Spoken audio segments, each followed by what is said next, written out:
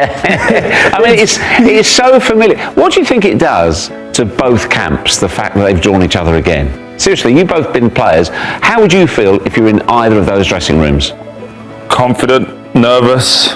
Why always us? You know, all of these different questions that go. I think for Man City, this is it's a better draw than it is for Real Madrid at this moment in time. I think City will feel that they're on a good run. They're coming together. Also, they've got that scar from last year of knowing that Real Madrid knocked them out Comfortably, yeah. I just feel that Man City will feel that last year was a blip, and they get that opportunity now to recreate all of those moments, but put it with a different ending. Yeah, both sides are unpredictable.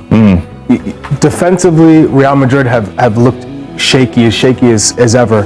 You got a young manager with no real experience. Then you look at Pep Guardiola's side. Have they reinvested enough? You know, do they have enough going forward? I just always look at these two sides, and it feels like they're both caught in the middle of what they can be in terms of fulfilling the potential. You know, still, Kylian Mbappe is as great as he is.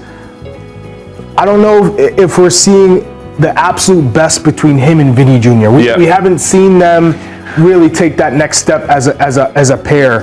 And you throw in Jude Bellingham, who's had a year of struggling. So we don't know about Mbappe's availability for the tie. For Jude, unlikely to be fit as well. So how much does that, if you already favour Manchester City, the absence definitely of Jude, potentially Jude Bellingham as well, how much does that tip it further into City's favour? I think it tips it more when you look at what the managers say, right? Pep Guardiola is very much his style, his team philosophy. This is what we're going to do. Arbeloa has come out and said the players run it. I let them give as much freedom as they want, because Xabi Alonso on the opposite end was obviously regimented. Do this, do that.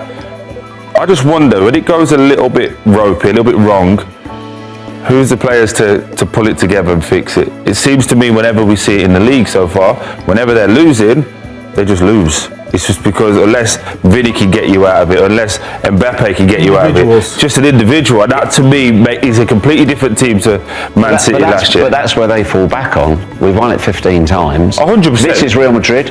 Once that noise comes on, it's different, right? I get Aaron West was funny yesterday. He said, everything tells me that I should not back Real Madrid to win the Champions League, but I'm not going to say they're not going to win it, because they just defy common sense and logic. Their whole approach, the way it's run by the players, not by the manager, yet they do it time after time, so you can never rule them out. But on the flip side, so you just said there about Man City reinvesting.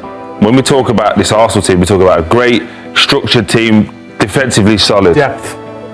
4 goals difference defensively let in this season in the Premier League. Exactly the same goals, 56 each. 21 goals for Arsenal, 25 let in for Man City. So considering they're going on this bad run, I think this man, Mark Gueye being there, Diaz now coming in, it just adds it differently. But I think this is the main bit. And then this is the one that no one's talking about, for me, which is crazy.